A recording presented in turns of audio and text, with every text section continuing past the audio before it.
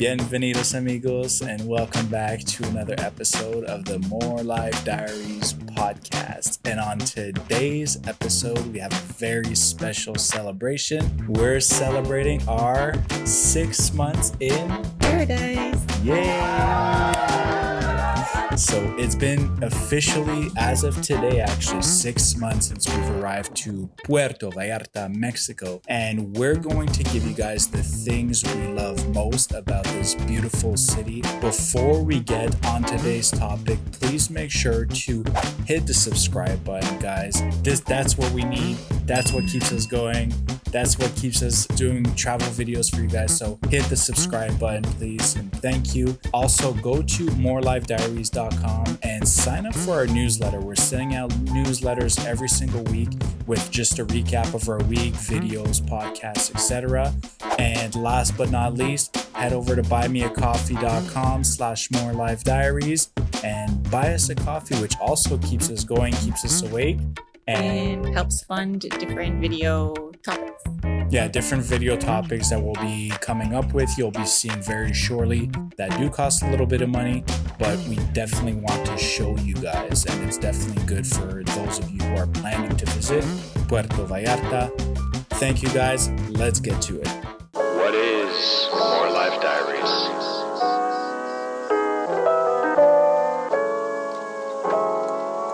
Reflections of the past. Life in the moment. Manifestations of the future. This is our journey. The More Life Diaries podcast. Alright guys, let's get into today's topic. So the things that we love most about this beautiful city, Puerto Vallarta, Mexico.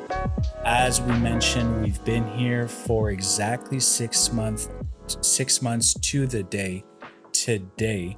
And 6 months ago was when we first arrived to our Airbnb all the way up. When we first tried our first bites of Pepe's tacos.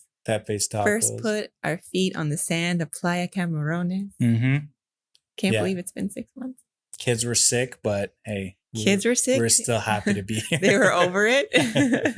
We were over the drive here, but we made it safe and sound. And honestly, it was a really smooth drive. Nothing but good memories. We'll actually be putting together a little bit of a recap video because this is our 6-month anniversary. We'll be going over our journey, a recap as of the last 6 months from obviously our beginnings in Toronto, Canada to all the way here where we are now. But let's get to today's topic du jour. And that is our favorite things about PV. And I'm going to let you go first. We're going to go shot for shot. Okay. Yeah, our top 6 favorite things for our 6 months here. My number one thing, and we have mentioned it in the past, is just all the stuff for kids here. Mm-hmm. Like, it's just so unique to us because it definitely wasn't like that back in Toronto, but there's just indoor playgrounds. Not really outdoor playgrounds, but indoor playgrounds, in restaurants. They often have nannies to watch your kids while you eat at a restaurant, mm-hmm. And different activities. Kids' Day, like Children's Day was just yesterday, mm-hmm. and just all the stuff around kids. Like, I just feel like there's an endless amount of things for us to do and take the kids to go do and see, other than, like, obviously they love the beach, but I think that's, for me, like, just been the coolest thing. And an important thing Kathleen's mentioned is not so much outdoor playgrounds. And we've featured outdoor playgrounds a few times in our videos. And they're definitely like, if you're scared that your kid might get hurt, those are the places they'll get hurt. Very old school metal. They look painful. Stuff sticking out. So the public playgrounds are like that. If you live in like a subdivision that has its own playground, those ones are really nice. Mm-hmm. If you go back into one of our older videos, we do have one of those, but some of the like private type of playgrounds are very nice. The government kind of funded ones, I'm assuming, aren't very nice, but There's a plethora of things to do for kids here, very kid oriented. Not only culture, but you feel it in just the establishments that we frequent. Yeah, like if you go to a mall, there's at least one mall play place. There's play places inside the Like restaurants. at least At least one. There's a And train in yeah. one that goes around the first floor for some reason. yeah, Trampoline parks. There's just so many things. Like, there's a mall right near us with like 10 major things for kids. So yeah, for kids stuff, it's definitely like one of our favorite things about this city. You really feel that kids are welcomed. Everyone loves the kids. They like interact with them. Kids interact with other kids. mhm. And And yeah, everyone you is just really accepting of them, right? I feel in Toronto, sometimes they were looked at as like a burden, like, oh, you guys showed up here with your kids at this like restaurant. Because we would rolling their always just eyes and bring them to whatever restaurant we went to. yeah. They'd be like annoyed. Whereas here it's like, oh, cool, you got kids, you want to sit next to the playground so they can play and you can enjoy your Yeah, dinner. like let us bring them like Yeah. toys. We went to a restaurant one time. This person brought us a whole Puzzle. like 3D puzzle of a boat to build Yeah. for the kids. So yeah, It's that's nice. definitely number one, a good start to our list. One of mine, not mine aren't in order per se, but one of mine is the language, which is Espanol. And one of our top requirements on our list before we decided to move was a Spanish speaking country. It's a language that we both love, that we want to be fully immersed in and also trilingual in. Yeah, like our goal is, I don't know if anyone watches Ford.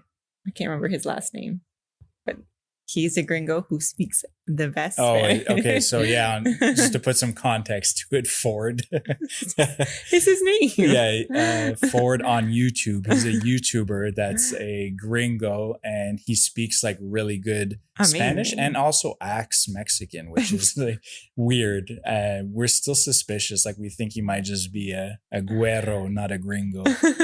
But definitely a language we want our kids to learn. We want our kids to fully be immersed in it. So the language was one of the main requirements for us when we moved here. And yeah, we just love speaking it, love practicing it. It's just a beautiful language to learn. Like if you are going to learn a language and you live in North America or you live in South America, Well, you definitely should speak Definitely. it. Unless you're in Brazil, which then you should learn it anyways. yeah. So Spanish language, beautiful. We love speaking it. We love learning it. What's the third on the list? Can I add to yours? Yeah. I just like the funny slang here. Like it's gonna take me a while to get used to it. Like the que pedo thing, like all the farts. Okay, take it out. Okay. Okay. Yeah. She loves farts. That's why she's with me.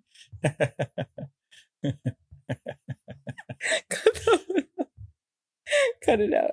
You should just add that to the list. You love farts. Okay, my second one should come as no surprise because we talk about it all the time and it's in every one of our videos. The food. The food is amazing. I love the variety of food. I love the abundance of choices, the abundance of food, freshness, the prices. I love it all. Like we could make a whole episode on our favorite foods, our favorite places, and we probably will. Yeah. Some people have come to visit us and like after a week, they're saying like, oh, we're kind of over like eating tacos. And it's we're been like, 6 months of us eating it like 3 to 4 times a week, different versions of different tacos. And we're not sick of it at all. No. Like I've been craving tacos for a few days now since last time we ate tacos. Yeah, like the next day I'll be like, you know what? Yeah. I really miss a good plate of tacos. What's your favorite taco? Or what's your favorite Mexican food? Well, tacos, I can't lie, but the things that I hadn't tried until now that I really love are tamales. I always heard of them, never had them. I love them. I love that they seemingly appear out of nowhere. Like there's no like obvious, like you have Pepe's tacos, you have Pancho's tacos, you have different taco stands that you can see even when they're not open. You're like, okay, that's a taco stand. Tamales just kind of like It's like an appear. older They're like a lady mirage. older lady appears out of a dark alley Yeah. with a tamale stand. Yep. She's just there. And atole. And atole, which I love. But yeah, I think tamales are one of my favorite things. Yeah. For me, it'd be birria, I think. Like, I love birria. I love the crispiness of the tacos with like the consomme and the different sauces and the flavors of the meat that have been slow cooked overnight in many cases. And it's just like such a simple thing, but it's so enjoyable and it tastes so good. In addition to food, drinks are also on my list of favorite things. Back home, I was pretty basic. I had my black coffee, my red wine, and my water.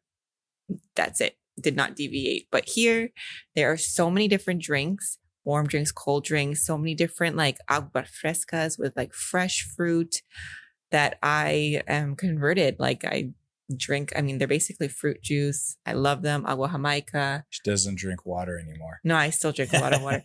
Maracuya, atole, which is like the thing that goes with tamales. And it's made from like corn flour and piloncillo and cinnamon. It's just so good. Like, I don't know. Yeah. You could drink my way through the city and not even like touch alcohol. Like, I don't even mean that. Just other drinks. Yeah. Same with me. Cafe de olla. Usually a very simple coffee, water, and yeah, like a nice horchata or like agua jamaica. It's just so good. The kids love it. We love it. So we can just go buy a few big liters and then just share them. So the drinks are definitely, very, very good. Next on my list is la gente, the people. And I mean that in a way that is, they are very warm. They're very inviting, accommodating, helpful. So just every single interaction that we've had with people here has been very pleasant for the most part. And some people, like if they're not in a good mood or something like that, they don't fake it. They don't try to be extra. They don't try to be extra for tips if they're waiters at a restaurant. Like they're just authentically themselves, which we absolutely love. And yeah, just, getting to know some of the neighbors, getting to see some regular faces as we like walk up and down the streets. Excuse me. Just the people have been nothing but very nice and very welcoming to us as foreigners, which we hear sometimes is not always the case in people's experiences, but for us, it's been nothing but pleasant. And a perfect example of that is the other day I was walking back from the beach with holding Callie and holding Bassie's hand. And then I had too much stuff, so I couldn't hold Bassie's hand. And we were crossing the street. And this homeless guy that I call Homeless Tamale, because he lives in like a new build condo building, but the downstairs part isn't finished yet. So he lives there and there's a for sale tamale sign. I've never seen but any he actual doesn't sell tamales. any tamales. And he like came out, held Bassie's hand, like walked us across the street and then walked back. It's just like a really funny interaction. He's very nice, but we see him all the time. So he does he knows us. For sure. We wouldn't have nicknamed him if we didn't see him all the time.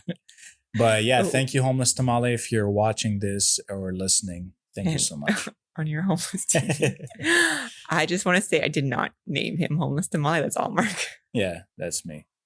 But I mean, there's a for sale tamale sign and he's homeless. So just putting two words together here. What's next on your list? So mine kind of goes with yours. It's just the community, which I guess is people, but it's like the bigger essence of Puerto Vallarta. I just feel like there's always something to do. If you go out in the evening, like the streets are full, people are hanging out, like the people downstairs own a store, they're hanging out outside chatting. You can always just we stop by and talk to them. You go down to the main square. There's, Sundays, there's people dancing. It's filled.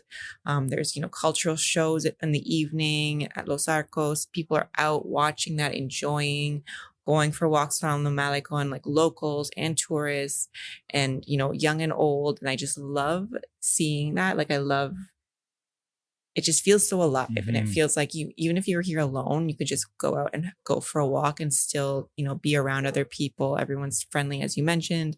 And it's a big reason that it's rated very highly in terms of safety. It's because people live outside here. Like, everyone's outside all of the time. Especially in the evenings, because it's cooler. It cools off. And I think it's just like another thing that's very different from where we're from. Like, especially in the winter in Canada, like you come home from work, leave work, and it's dark and it's cold, and you just kind of go home really quickly, and you're in your home and you don't really leave much. And if you do, you hop in a car and you arrive at your destination. You don't really wander around. So I think like just that sense of, being able to go out and seeing, like, we know our neighbors, they're very friendly. We know like just neighborhood people, like the lady that sells elote on the corner, like everyone kind of homeless tamale. Homeless tamale. It's just like a feeling of community that, even though we've been here for 6 months, I feel like we already have that, and it's like really nice. Yeah, and even like we go for walks on the Malecon many evenings throughout the week, and you just see like the tourists are participating in stuff and they're laughing. It's a really nice vibe. It doesn't have that overly like, these are the tourists, these are the locals. Like, let's keep them separate. Together. Like, everyone is there together. Mexicans and, Canadians or Americans alike. And Mexican tourists and locals. And like even down the street, there's a sports field. You go there in the evenings and it's packed with people doing different activities, like just out hanging around, sitting on a bench talking. Like, it's just it's lovely. This sports field in particular, like, I've never seen an outdoor sports field, and it has everything. It has multiple basketball courts, a playground for kids, a boxing ring outside, like every an outdoor activity. workout gym, like a skate park, Zumba, football field, Zumba. Everything is there, but it's absolutely jam-packed in the evening time. And that's nice to see. Like, those are the types of things that the government spends money on back home and people don't use. Yeah. With the exception of maybe like our region park fields back home in Toronto, where a lot of kids go to. But otherwise, like, everyone is out here from every single age group too. Mm-hmm. Like, they have basketball practice for like older women. So you see like 50-year-old women doing basketball practice out of nowhere. It's such a random thing. But why is that weird, Mark? I'm just kidding. Name one 45-year-old woman that plays basketball in your life. Go. I don't know. The cricket. But it's just so beautiful to see. And people are just outside. They enjoy outside activity. And it is could be one of those things too. I remember when we lived in Chile, like, it seemed like health was just starting to become a thing there. Remember, like, people were just starting to be a little bit more health conscious, starting to work out a little bit more, starting to do activities. So I'd be really curious to find out if Mexico's going through like a similar wave. Obviously not as of this year. It could have started 5-6 years ago, but it's like picking up.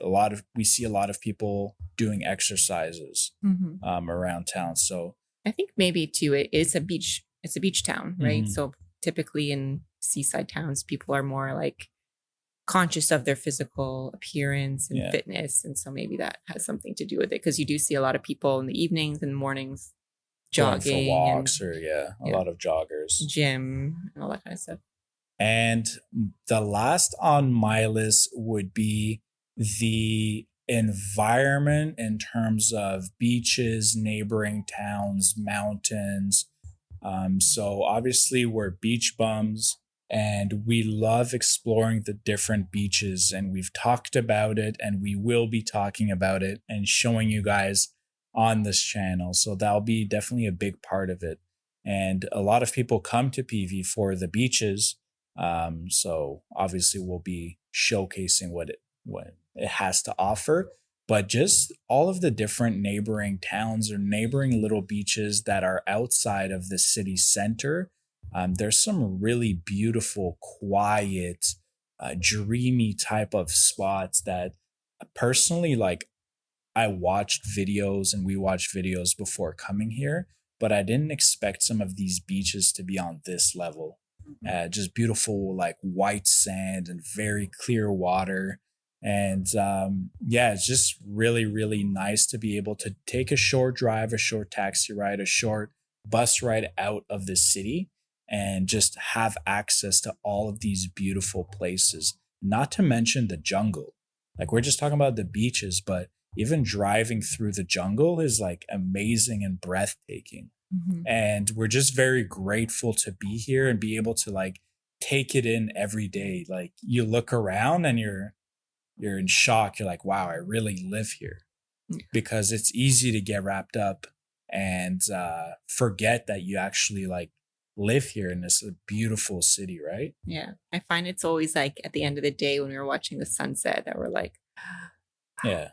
It's like, which our sunsets are so beautiful. Yeah, like we used to watch them on TV and they used to be amazing then, but like seeing them in person, it's hard to like give it do it justice. Yeah. It's really hard. What's your favorite beach? Conchas Chinas, I think. Yeah, Conchas like Chinas. It's been like very like sometimes the beaches here you go one day and it's like the waves are really calm and the next time it's like very rough. So it's, you know, it changes. You can't control it. But I think like Conchas Chinas is beautiful and it's been the most consistent in terms of like, you know, how big the waves are and how like smooth the sand is. And it's like you can walk there from Zona Romantica. It's a few minute drive away from there. So if you do come to PV and you're staying in Centro, like definitely make it out there. There's just these large rocks everywhere. So it is beautiful. And then, yeah, a lot of little pools of water for the kids. The waves can get pretty big there as well, but they get big anywhere, basically. The little pools. Like, I mean, our kids swim in them, but you can be an adult and also use them as well. Yeah. It's not exclusive. And the sand is A1 there as well. Sand glass. Yeah. So to wrap things up, guys, we're going to be working on a few different videos. Of course, our 6-month wrap-up video will be one of them. But we're also going to be doing a house tour sometime in the next week. So showing you guys the home studio, La Casita, and everything it has to offer. And just giving you guys a little bit more information on like what we love about living here specifically in this house and what we don't like, what we don't love so much. And there's a few things that are that do bother us, but we'll keep that for the video coming up probably next week. Otherwise, we have a market video coming up this week, and we will also be doing. So yeah, one of the things we're going to be working on, it will maybe be in a few weeks. But we are, since it's low season, we're going to be exploring day pass options and stuff like that. Let us know if that's something that you're interested in learning about. Basically, day passes are if you're not staying in a hotel, if you're staying in an Airbnb or you're living here in an apartment, you can just pay a certain amount and get to use hotel grounds, pools, sometimes food and everything like that's included for the day. So if you're interested in seeing the different options, because there are many, especially in low season, let us know in the comments. And that'll be cool for you guys to even see if you're not wanting to use the day pass per se, but you want to stay there for the week. At least you'll be able to see us kind of our experience there and stuff like that. So very exciting stuff coming up. We're not just sticking to one format, one type of video. We're really going to be exploring everything the city and its surrounding areas has to offer. And if you like the content, hit the subscribe button, hit the like button, hit the comment section if you got anything to talk about. We're pretty quick to respond. And on that note, guys, if you've made it this far, thank you so much for watching and supporting us on this journey. And we're out. More Life Diaries. Peace. Thank you so much for tuning in to another episode of More Live Diaries podcast. Please don't forget to subscribe, rate, and review the show wherever you're watching or listening. Again, thank you for tuning in. Until next time, this is our journey. More Live Diaries.